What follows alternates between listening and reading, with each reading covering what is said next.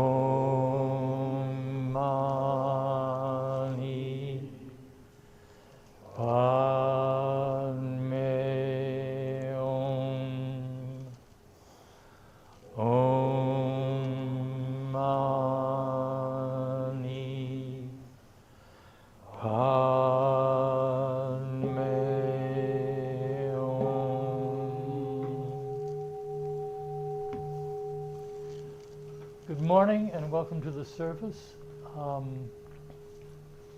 Today's service will be loving kindness, followed by a period of meditation, and then a Dharma talk by Sailesh, who is a great friend of the temple and has made himself available each month to deliver a Dharma talk. He travels from Orange County, so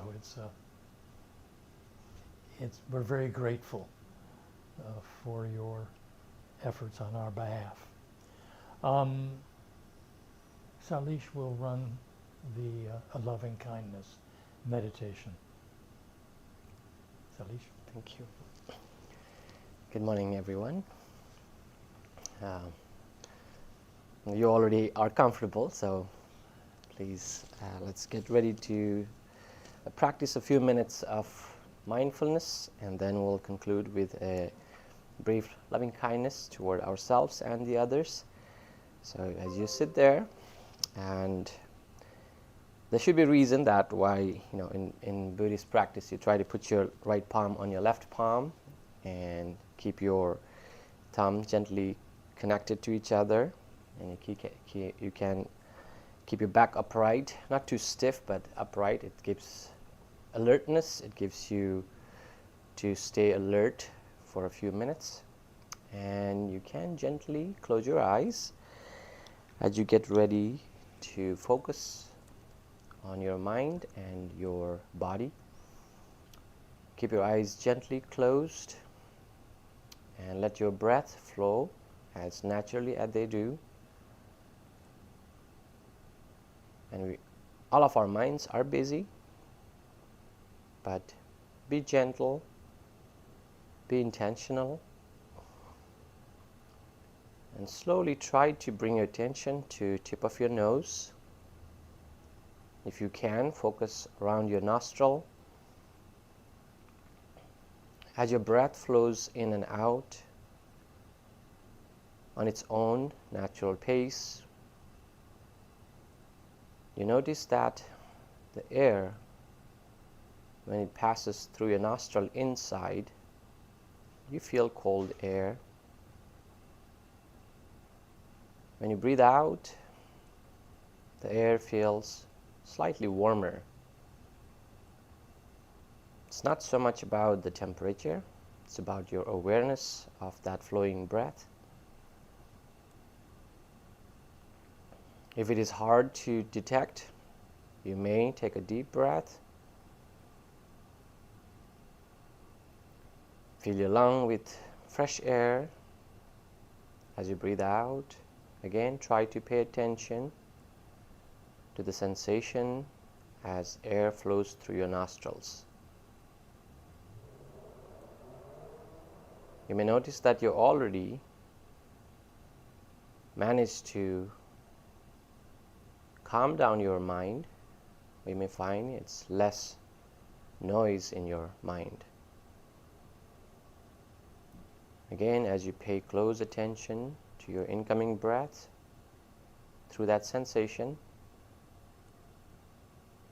either temperature or a tickling sensation, whatever you choose to name it. Just make it a simple label. As you breathe in, notice that sensation. As you breathe out, notice the change. To add a layer of mindfulness, this time when you breathe in, breathe in with awareness and making a mental note, breathing in, breathing in, breathing in. As you exhale, make a mental note exactly when you exhale, breathing out, breathing out, breathing out. From the beginning of inhale to the end of exhale, if you were aware and intentional, we call that one mindful breath cycle. That is mindfulness. And try to be mindful of your breath cycle for a couple of minutes. Again, the purpose is to be mindful exactly when and what happens.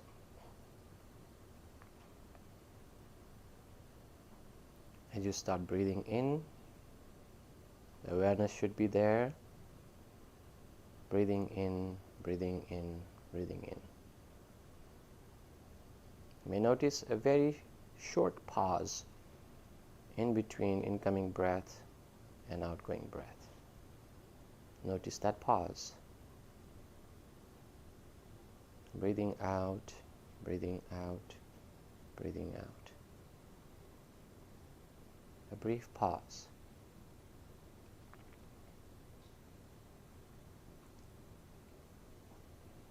Breathe in and breathe out with that awareness.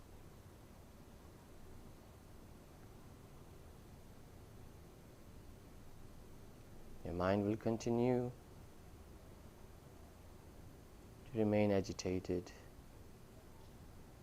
Many thoughts and ideas and plans may come to your mind.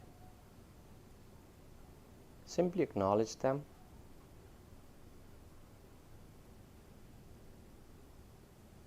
Simply name it. If you can name the thoughts, and go back to your breathing.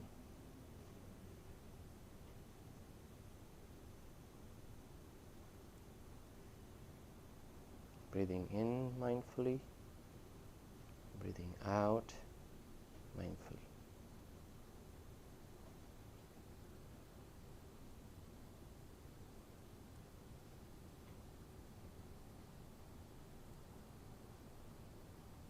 If you notice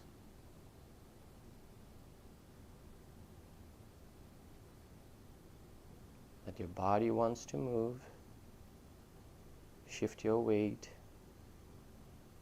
or look around. If any of those temptations comes to your mind,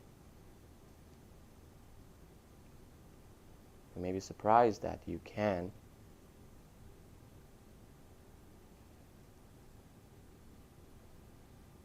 Acknowledge it and not follow through.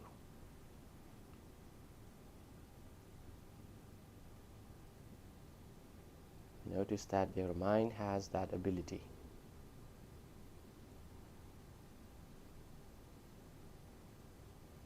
Simple acknowledgement will weaken those temptations. You can go back to your breath. Mindfully inhale and exhale.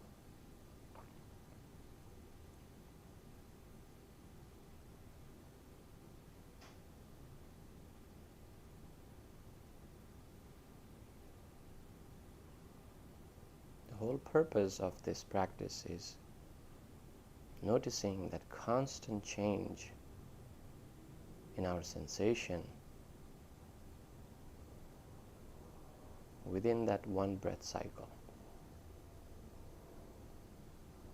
The temperature changes.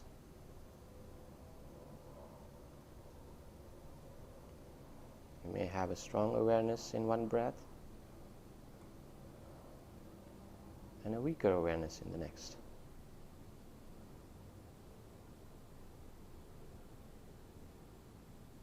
You're able to acknowledge some of the thoughts.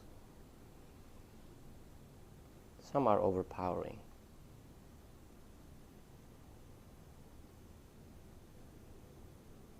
You may simply and intentionally try your best to be mindful of one breath cycle.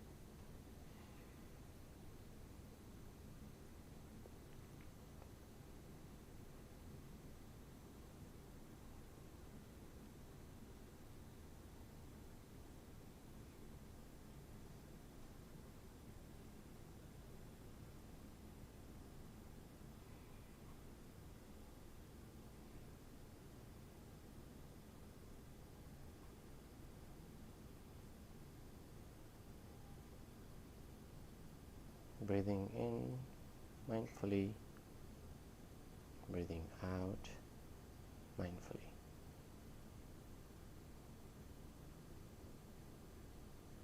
Give it a gentle transition.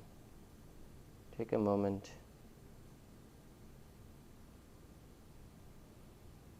to be mindful of 2 more breath cycles.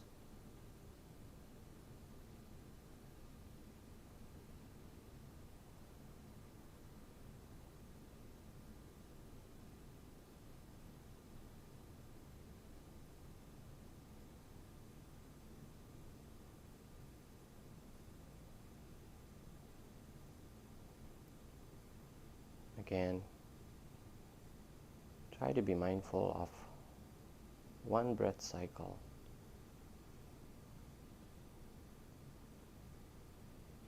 From the beginning of incoming breath to the end of outgoing breath.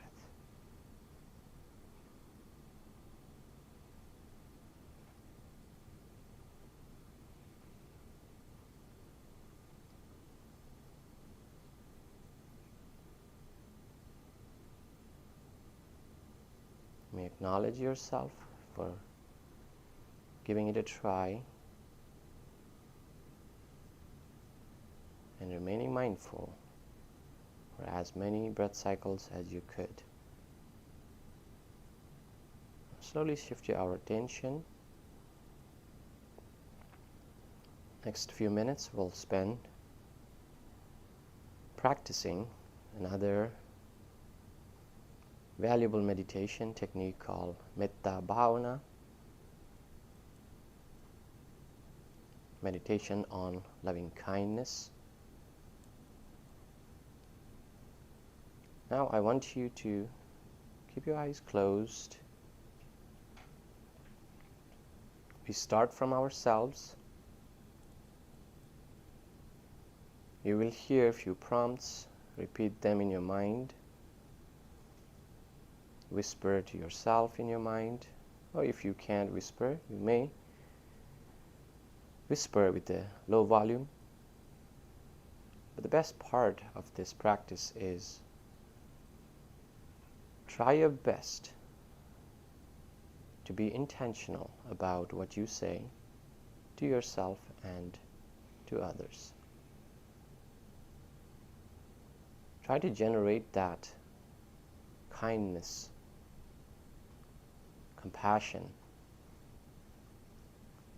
and equanimity toward yourself. Perhaps you may never have done that to others or yourself. If this is the first time you're trying, be intentional. Mean it, whatever you repeat in those words. Just focus on the words and the meaning, and try your best to generate those thoughts toward yourself and others. Just repeat these words. Again, you can whisper in your mind or out loud.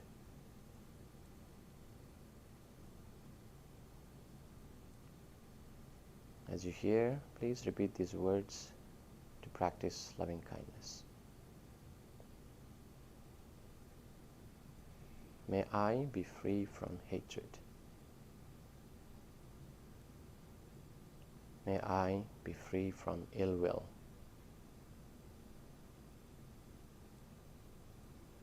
May I be free from anger and jealousy.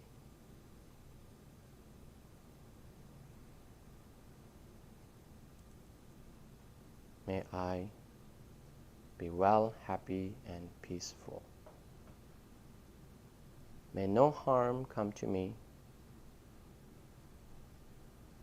May no trouble come to me. May I take care of myself happily. May I live in peace and harmony within myself and with others. May I live in peace and harmony within myself and others.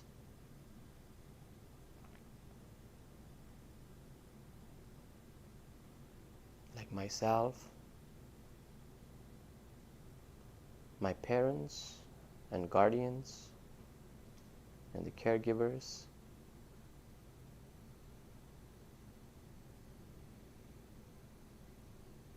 my teachers, masters and gurus,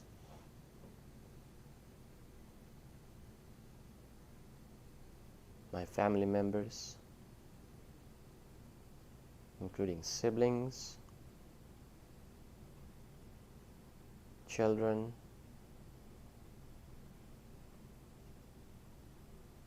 my spouse, my partner, my best friends, and friend circle, my colleagues and co-workers, my employers and employees,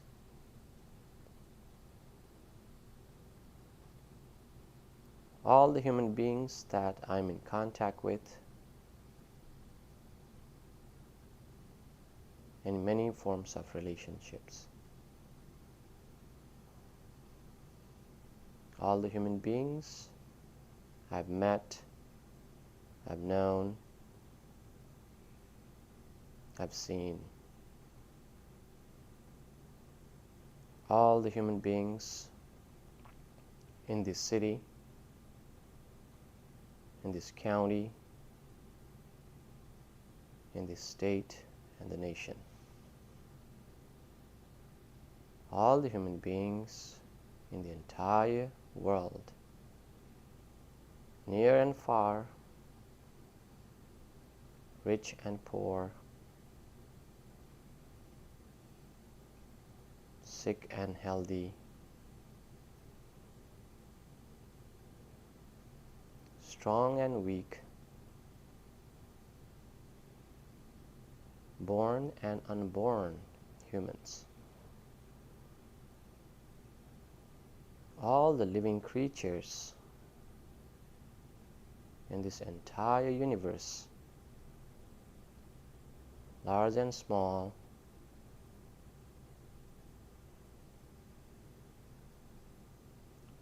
strong and weak,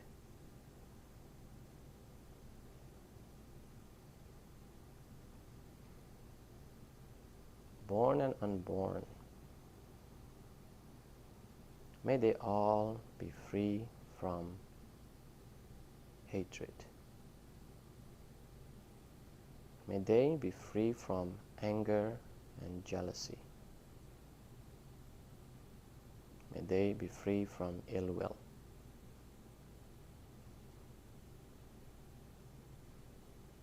May they all be free from suffering. May they all be free from hunger and starvation. May they all be free from violence and war. May no harm come to them. May no trouble come to them.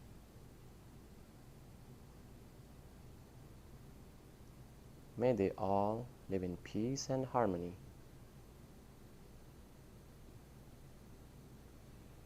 May they all be well, happy, and peaceful. May they all be well, happy, and peaceful. May they all live in peace within themselves and with others.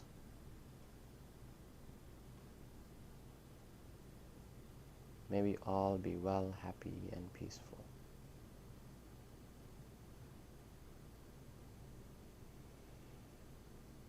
I seek forgiveness from those whom I offended, intentionally and unintentionally,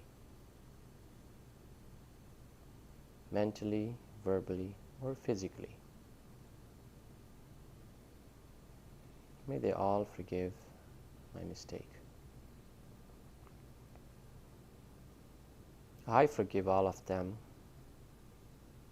those who offended me, intentionally or unintentionally, mentally, verbally, or physically. I forgive all of them.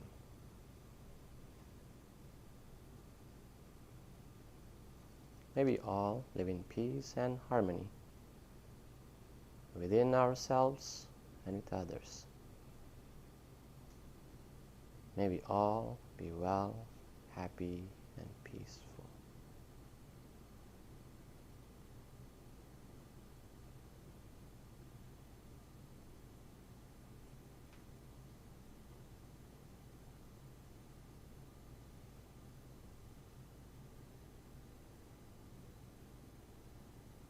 And that concludes our loving kindness meditation.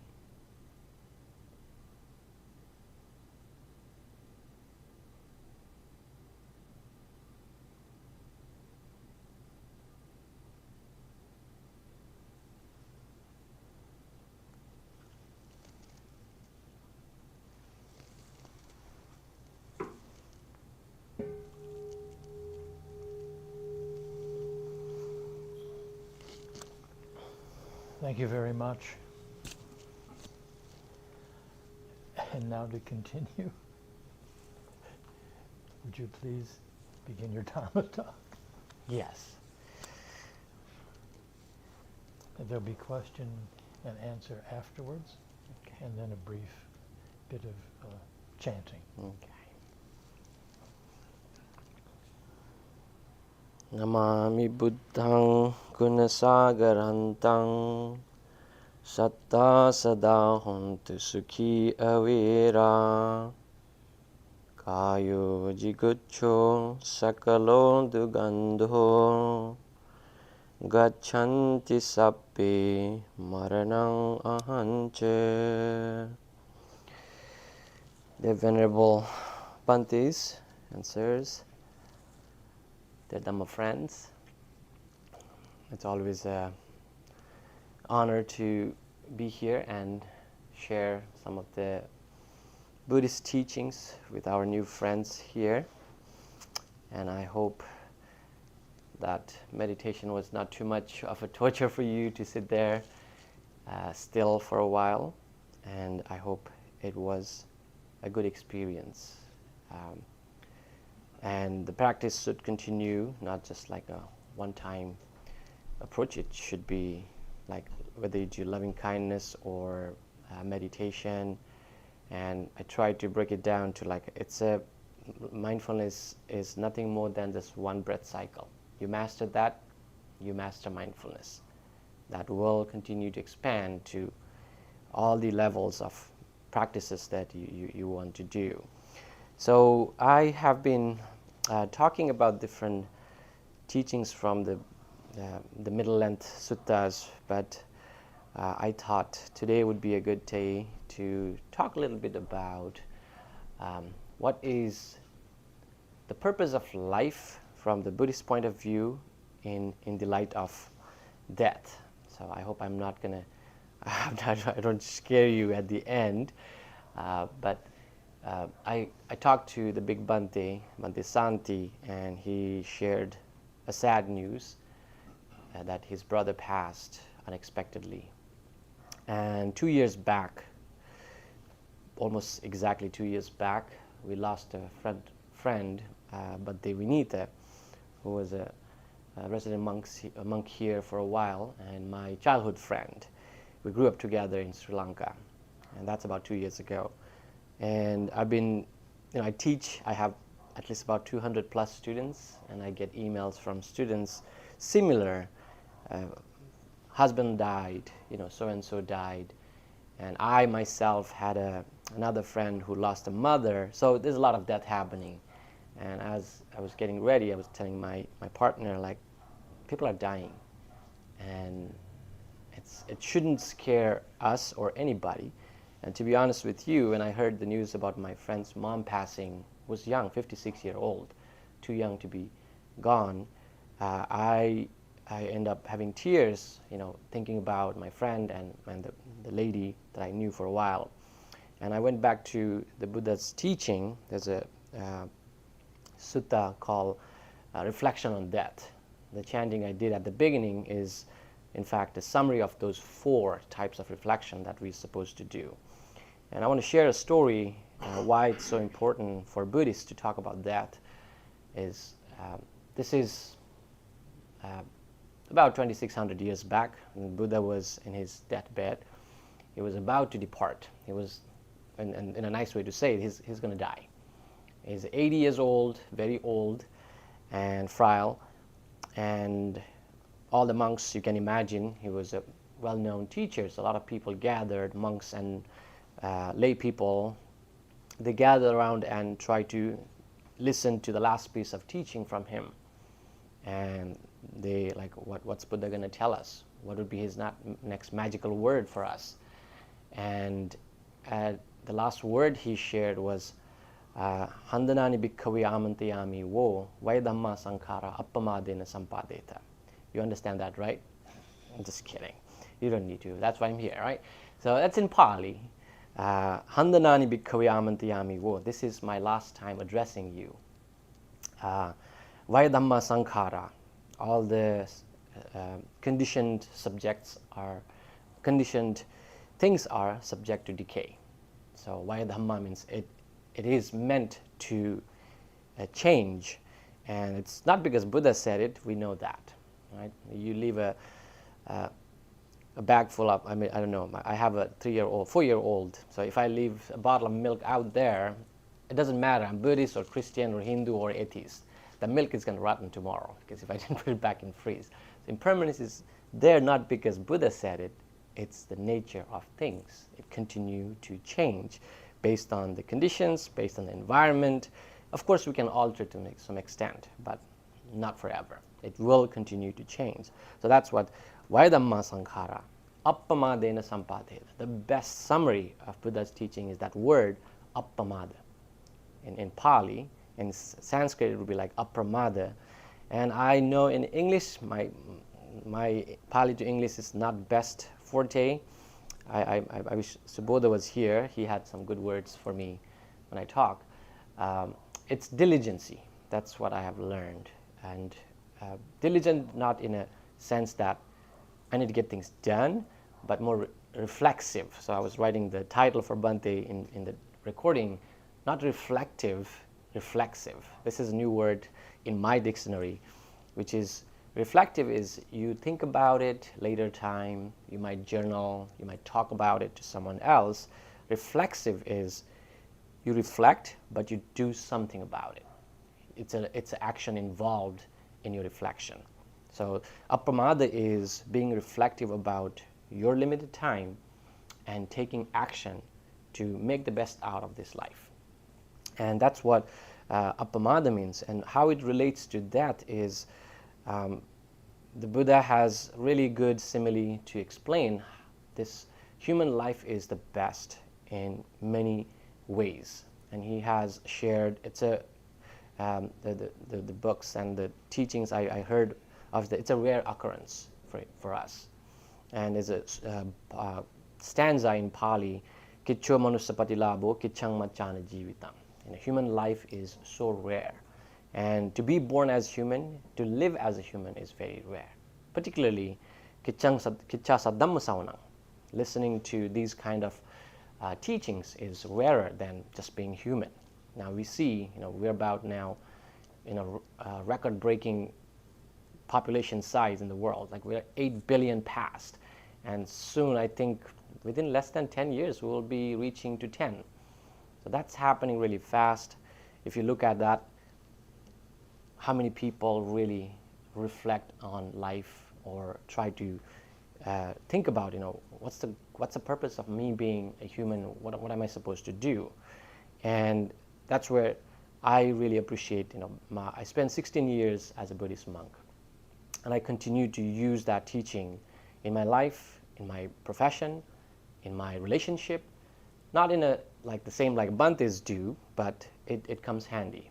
It comes handy when you're dealing with challenges. Like when I was in tears to know about my friend's mother's pass, I immediately went to the teachings and I read the sutta, I looked at the meaning, I reflected on it, and I called my friend, tried to be there. So that's, I think, gives our life some meaning.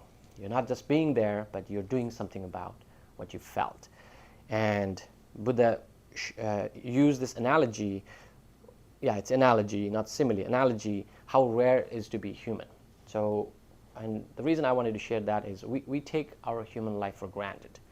We always think, I'm not going to die anytime soon. Well, I have a joke for you that at the end, hopefully that will give you a little reflection and reflective thoughts.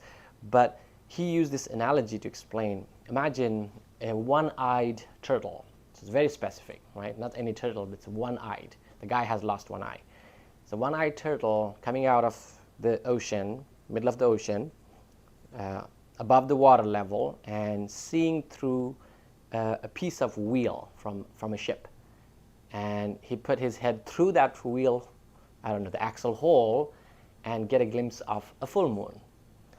Now you tell me what's the odd to that to happen? What's the chance that you will see that situation? Buddha used that analogy to explain, okay, that's how rare to be human. It takes a lot. It's a lot of odds to play with and to happen. So human life is very precious. Unfortunately, now human life has translated into labor, money, power, politics, all many other things, but not actual meaning. And in Buddhism, we talk about death very often. In fact, the beginning gatha I mentioned is a reminder. We should be thinking about our death. And I'm not sure when you thought about your death, not to scare you again.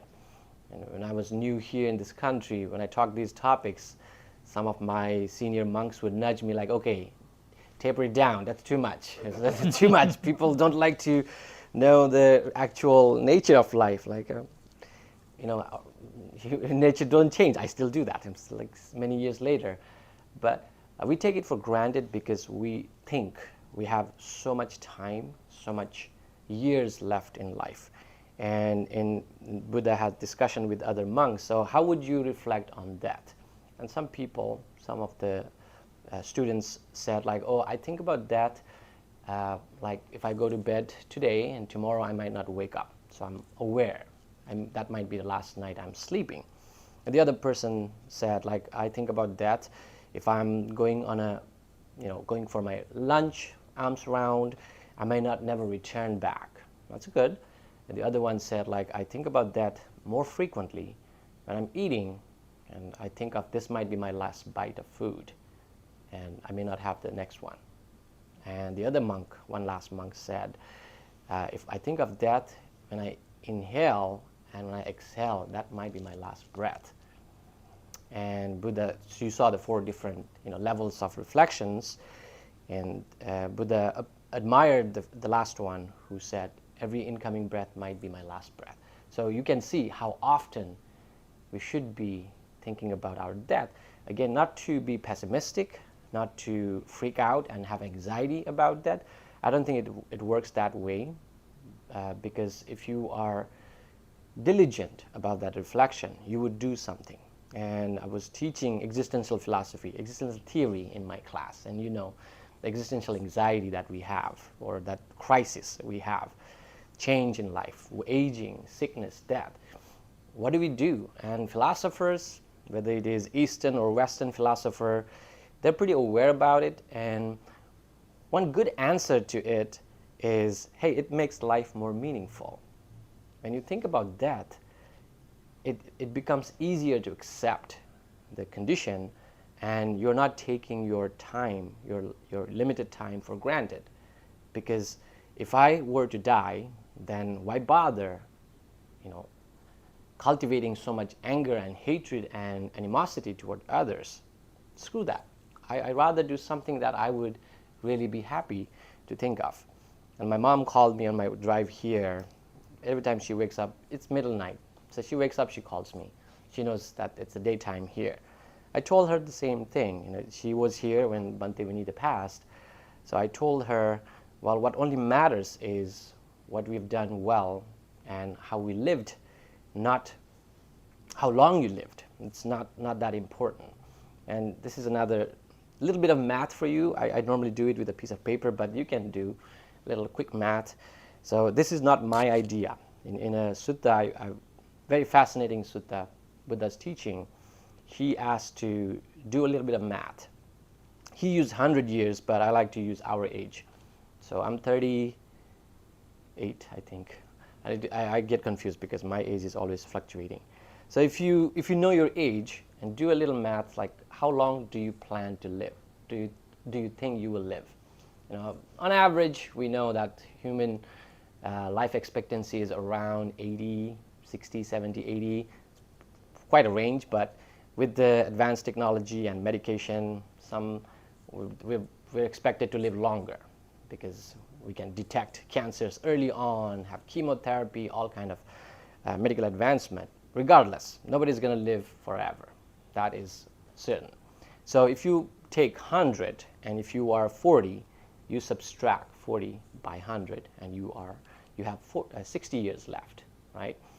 Now, I might need my phone to do the exact math, but I'll give you the sense. So I use 76, my number. I did this last week with my students.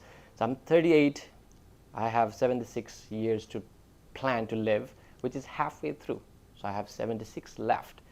And if you look at the remaining years, multiply that by number of months in the year. So that means 38 times 12, or any number you have. And now once you multiply, what's fascinating is if I tell you I'm going to live another 38 years, sounds like a lot. Like, wow, that's a long time to live. But as soon as I see numbers in months, you know what, I'm going to do it. So I'll give you the... 464? Yeah. 464? 464, okay, 38 times 12. You're good. I'm not going to use the phone. I'm going to rely on you. So I got 456 months. That's not a lot. Now, what gets scarier is, now let's multiply that by 365. I'm sorry, you can't do that. 38 times 365. I got less than 14,000 days. So that's scary. When I think of I only have 14,000 days left, that gives me a little bit of a shock. The reality hit, like, okay, that's not a lot. And I add a little bit more in there because now you deduct. That's like about 14 divided by 3. would be around a little over 4,000, right? So minus 14, maybe 4,000 less would be 10,000 left in days. I removed 1/3 because that 1/3 I spent sleeping. I have to sleep at least 6 to 8 hours a day, so that's gone. I'm not living, I'm resting to restore myself. So Buddha did that, and he tried to remind you. So that is the number I have left, 14,000 days, and do the math for how many lunch, dinner, and breakfast you are left with. You're not going to have 2 breakfasts. That's all you have. And he's funny in that sutta. He says, if you're mad at your friends or partners or family members, you remember, you skip your dinner, just went to sleep or just like walk away. That dinner is gone. You're not going to have that again because you only have now 13,999 dinners left. It's funny, it's also very realistic. And this is, again, I didn't do it, it's in the sutta. I can't give you the reference. And Buddha reminded people, that's where we have to be mindful. Use that as a reflection. You're not here to live forever, and don't act like one.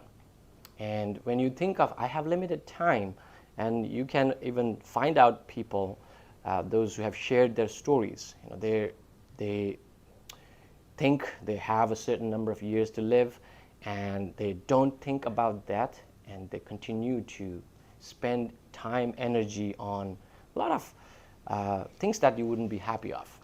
And that's where the meaning is missing, that we don't use our limited time, the valuable time, to think about it and use it in the right direction.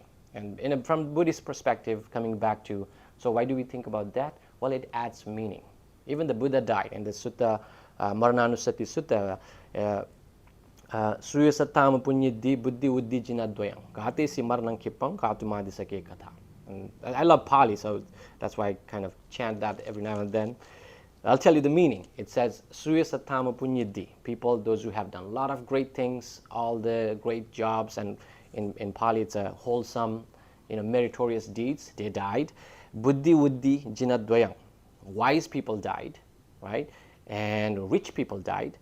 Jinadvayam means even the Buddha, even the enlightened ones, even the bodhisattvas who had lived very meaningful life, they all died. In that reflection, in thinking of all those, Katumadi Sake Katha, I'm nothing. And compared to them, I'm nothing. Because I am leading toward that life. And I wish that we all can do a little bit more reflective on our limited time. And just like, it's an odd thing to propose, but just like we celebrate birthdays, so should be cherished our death. Because from the Buddhist point of view, it's not the end of your journey. It's just like another juncture, right? As we celebrate birthday, because it's a beginning of a life, the death is actually a catalyst for another life to start. And those 2 points are not that different. But as humans, we are more celebratory toward the birth and very sad and grieving toward death. And most of the time, we don't see what should we wish for. So here's my tip, not my tip. There's a Buddha's tip. When you live a life, and his advice is always wish to die mindfully. That's his wish. Because it doesn't matter what happens after your death, the type of funeral, how you were cremated, whether you were buried or you were mummified and built a pyramid for you. None of that matter. Were you mindful when you were dying? And I told this to my friend when I was in a conference. He asked, what is your one big fear in life? And I told him, I fear that I may not be aware of my death. I want to experience it. I want to be aware when that is happening, just like any of other experience in my life. And that's what Buddha said. Asammulho kalang karoti. People, those who are practicing generosity, those who practice meditation, those who practice loving kindness, they have this benefit. They asammulho. Your mind is not clouded when you die. It's a very important way to think of. And going back to the Buddha's last message is thinking of death adds value to our life, we choose the right course of action.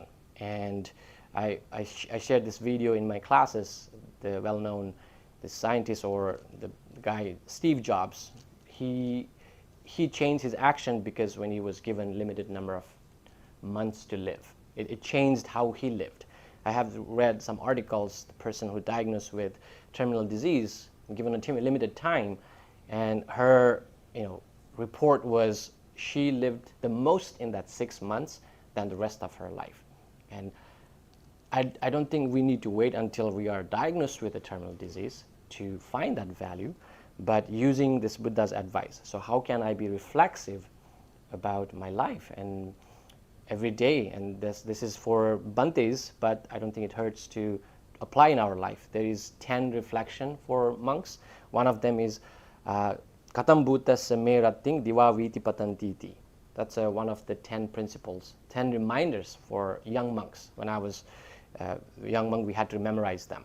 So that means, how am I spending my day and night should be constantly reflected by novices. So it's not just like what I did, but like how am I spending my day and night. So hopefully that was a good way to look at that. And it shouldn't scare us, because you like it or not, every day we're walking away from our youth, health, energy, closing toward the death. So the harder you fight, the more difficult it gets when we are closer. I think that's what a Buddhist way to look at it is like, well, it doesn't matter. I accept it or not. It's happening. I rather accept it and commit to things that I find meaningful, and I use it. And here's the story. I'll conclude with that. We all have, I told you, every time I think of like how long I'm going to live, I have this random number 76 comes to my mind. But that's too hopeful to think that I'm going to live until 76. Who knows? I might not make it until next year or the following. So this guy who was young, working, I'll make it like American version of it. He was working in Starbucks, like the place has all the young folks working, and he got a visitor. This guy is a Grim Reaper. Am I saying it right? Like the Lord of Death, right? The Grim Reaper. So he visited this young man, and he recognized, oh, I know you. You're the Grim Reaper. I said, yeah. And the young man asked, why are you here? And he said, today is your turn. The young man was shocked, like, wait, I'm too young to die. I need to finish my college, get married, get a job, buy a house, all the retirement plans. And the Grim Reaper said, look, man, I'm just doing my job. I have a list of names, and your name is on top today, so you got to go. And the young man, okay, how about you try Starbucks? I'll make you one good latte, so I'll give you that, and we'll go after that. So he's like, yeah, it doesn't hurt. So Grim Reaper agreed, and the young man snuck in a couple of sleeping pills in the coffee, right? So the Grim Reaper must be tired, so he drank that coffee and he knocked out.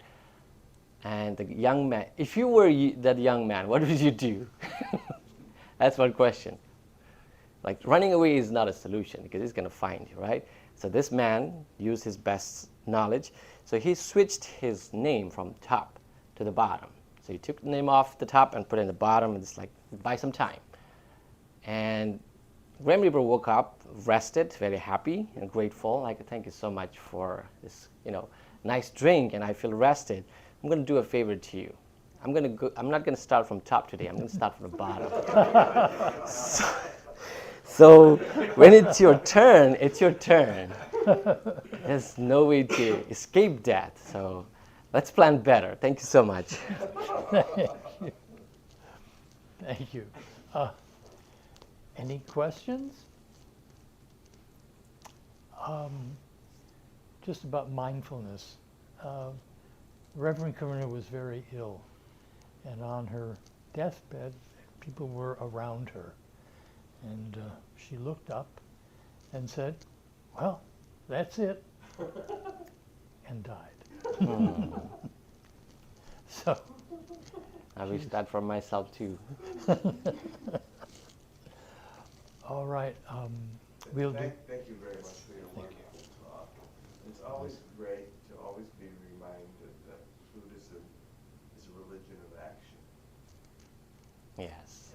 Thank you, Shraddha. God doesn't exist just here, but it's in what you do. Yes. That's a great path. Thank you. Thank you. Okay, we'll do chanting page 4 and page 10.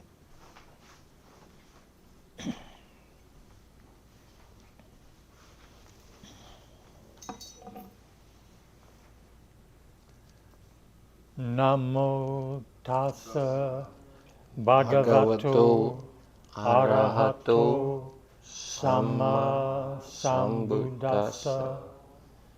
Namo tassa bhagavato arahato samma sambuddhassa. Namo tassa bhagavato arahato samma sambuddhassa. Buddham saranam gacchami. Dhammam saranam gacchami. Sangham saranam gacchami. Sentient beings are numberless. I vow to save them all. Deluding passions are inexhaustible. I vow to end them all.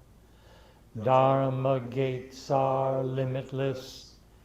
I vow to study them all. Buddha's way is supreme. I vow to attain it. May suffering ones be suffering free, and the fear-struck fearless be. May the grieving shed all grief, and the sick find health relief. When ye do kong adu uk pho kak unyate nyai dong tu chung shangge ai kong tan par sao. When ye do kong adu uk pho kak unyate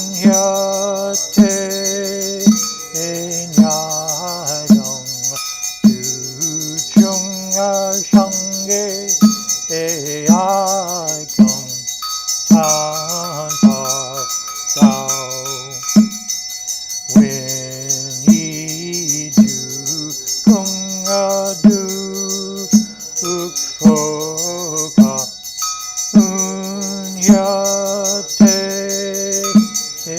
nyai dong tu chung shangge ai kong tan par sao. Om Mani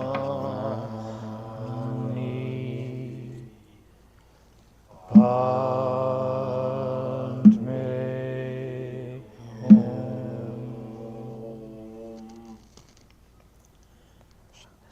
Thank you, everyone. Thank you, Sailesh, for your talk and for your meditation. Thank you. Meditation. Everyone. Next week, I believe Reverend Shanti will be back, and we're glad to have him back. I will not be here, Shraddha, and I will not be here. Thank you all for coming.